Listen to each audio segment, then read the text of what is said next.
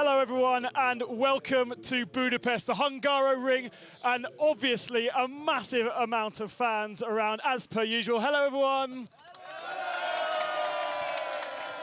And there is one reason why they are here and so happy and so enthusiastic, and it's this: Norbert Michelisz winning race 2 here in Hungary and celebrating with Tom Coronel, the professor champagne sprayer, and Tom Schilt as well. Everyone on that podium absolutely loving their work. Norbert, just a quick word from you. What a relief to get that win again after a couple of years not winning here.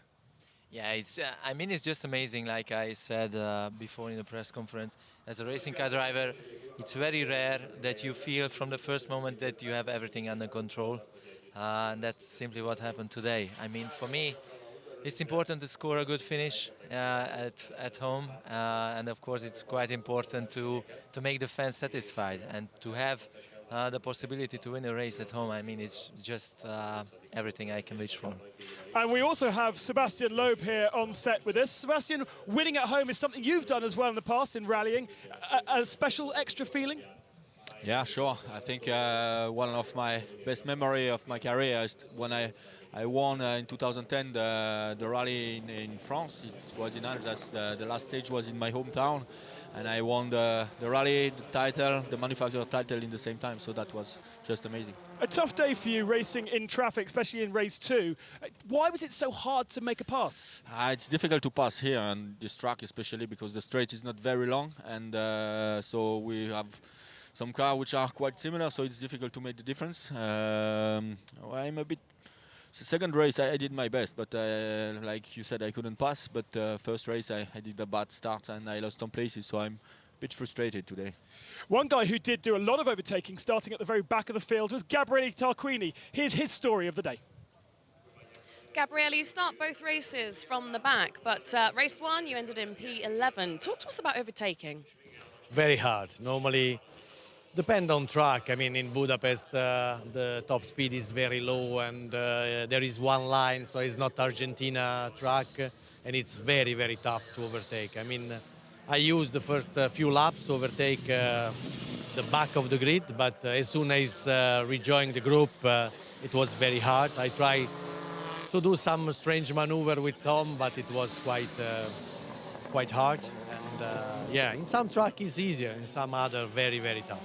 Proving why you, though, are a gentleman. Well, absolutely mirroring what Sebastian said there. Most of the action then for the 2 races came at the very start when all the cars are really bunched together. And sadly for Sebastian Loeb, you were involved in fracases in both. Race 1, you and Mar going as late as possible into that first corner. We've got some pictures for you to describe. Yeah, race 1, I did a mistake in the starting strategy and I started to have a lot of wheel spin.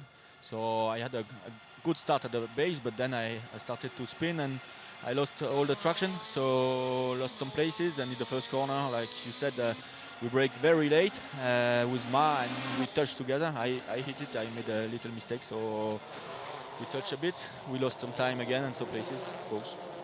And that damage, did it cause a problem for the rest of the race? Yeah, I destroyed a little bit my front splitter and then had some understeer all the race. Difficult to follow the rhythm and especially difficult to overtake, especially in this condition.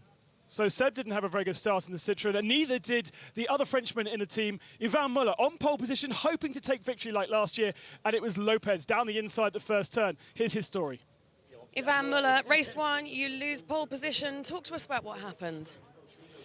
My start was not good enough compared to Lopez one, and the race was over at the first corner. Afterwards, it was nothing I could do. I pushed hard for 4 laps, but then on those conditions here on that track, it was impossible. So I just saved my second place. So there you go. That's what Yvan had to say about the start, just not good enough. And he's really downbeat a little bit about Picciuto taking another victory and more points out of his championship challenge. He hasn't moved, I think, just ahead of you now, Seb, in the battle for second. But how hard is it when you're fighting 4 guys in identical cars? It's very hard, and especially for For me, I'm a bit new in the discipline, you know. It's only my second year, and I have to fight with some guys like Müller, who is four-time world champion, Pechito, which is really fast all the time. So it's tough, and but it's interesting for sure. I have some very good teammates, and for my experience to improve is a good way. But sometimes, like today, a bit frustrating. And when you have a teammates all at the front of the field for race 1, it means you're right in the middle of the pack for race 2, and that's exactly what happened. The start of race 2, and once again a fracas going into and out of the corner. Seb, talk us through it. Yeah, I had a good start on the second race. We hit a little bit together with Pechito, but except of that, for me everything went correctly.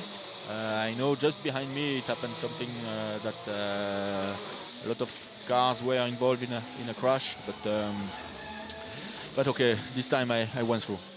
Yeah, there wasn't too much contact, in fact no contact with your car, just 3 Citroens trying to go around the first corner at the same time, basically. Yeah, that's always the thing, because especially here we know after the first corner it's very difficult to overtake, so you need to do and to be aggressive in the first corner, and like always the Citroen driver are aggressive, and so it's not easy. I could stay first of Citroen in the first corner, and we finished the race like that. Exactly. The one person who lost out from those aggressive Citroens was sadly Rob Huff, who had to retire. A frustrating weekend for Lada. Rob, your opinion, race 2? Yeah, a racing incident. You know, I think the stewards called it right. At the end of the day, 5 or 6 people went into turn 1 a bit too quick, went off the track. As they all came back on, other people were in their positions on track, and yeah, unfortunately we were in the way, I suppose, and unfortunately broke the car again. Norbi, you were in the middle of the pack in race 1 and didn't make too much movement from there, but race 2, did you have a different engine, different mapping, different button? You were just flying at the front of the field. No, the car was quite the same. Just in the first race, when you know you have a front row start in front of your home fans, you just don't want to take any risk. I felt immediately that the car is good. I had some understeer, especially driving very close to the car in front. But I knew if I don't damage the car in the first race, for me it's not, like also Seb and the other guy said, it's impossible to overtake, and you have to take a lot of risk. And for me, taking risks to overtake from 8 to 7 just didn't make any sense in the first race, because the risk was too high to damage the car. I think the potential was there also in the first race. We had some understeer, we made some changes for the second race, but nothing huge. Of course, I was trying to maximize my personal performance. Unfortunately, that happened. And nice and slowly over the start-finishing line for the end of race 2 to really lap up the celebrations. It's been an amazing day here in Budapest. Yeah. Like I said before, you just wait for these moments, and every year, getting out of the car after the second race, I just can't wait for the moment to be back in for the next year. So it's the same way for this season, for this year, and it's just so amazing to see these pictures. I mean, with this amount of people here cheering for me, cheering for us to score a race victory. Yeah, like I said, it's a special memory for a lifetime. So do you think then that you guys at Honda, with this new upgrade, a slightly different shape splitter at the front, can actually take the fight to Citroen? Are we going to see a 7-car battle at the front of the field? I would love to say yes. And Sebastian would like you to say no, I'm sure. But we also have to be realistic. I mean, we had 60 kilogram advantage in weight, which makes around a second here. We have some upgrades, but still we are not on the level of Citroen. And you also you shouldn't forget that, I mean, you can talk a lot about technical advantage, but they also have world-class drivers driving their cars, not doing a lot of mistakes, not really leaving us any margin, any possibility to gain. Of course, we have to improve. We have to improve not making any mistakes. We have to improve from a technical point of view, and then hopefully for the second part of the season we can fight them. Well, the next race is the Nordschleife, the Nürburgring, a place where you've raced in a 24-hour race, Seb. You looking forward to it? Yeah, sure. I did the race there a long time ago, but yes, it's a track which is amazing. It's completely different from all the other tracks that we have in the championship. So it's very long.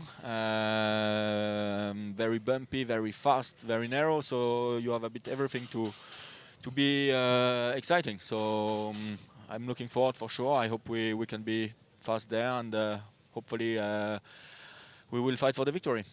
It's always a sad moment when the Budapest weekend finishes because these crowds who are here to see Norbi leave us for another year. But thankfully, we have the most epic race ever to be seen in World Touring Car history coming up in just 2 weeks' time. That is the Nordschleife Nürburgring. Make sure you're there.